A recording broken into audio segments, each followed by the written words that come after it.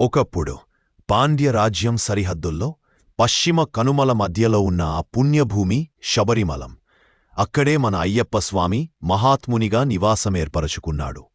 భక్తులు ప్రతి సంవత్సరం మండల దీక్ష తీసుకుని ఇరుముడి కట్టుతో అడవులు దాటి కొండలు ఎక్కి స్వామి దర్శనానికి వెళ్తారు. ఆ ప్రయాణం చివరిలో భక్తుని 10 కనిపిస్తుంది. అంటే 18 పవిత్ర మెట్లు.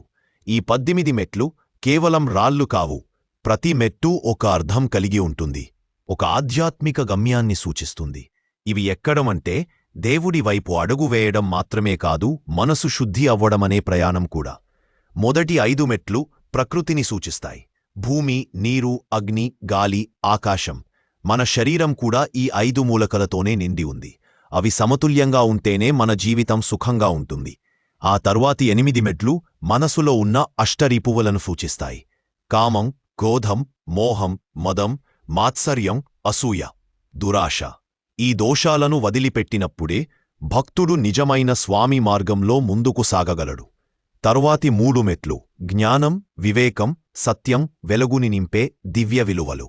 ఇవి అర్థమై అనుభవంలోకి వస్తే భక్తుడు దైవత్వానికి దగ్గరవుతాడు. చివరి 18దో మెట్టు అది పరమాత్మస్థితి, అయ్యప్ప స్వామి స్వరూపమే. అది మనసులోని ప్రశాంతత, పరమసత్యం, భక్తువి చివరి గమ్యం.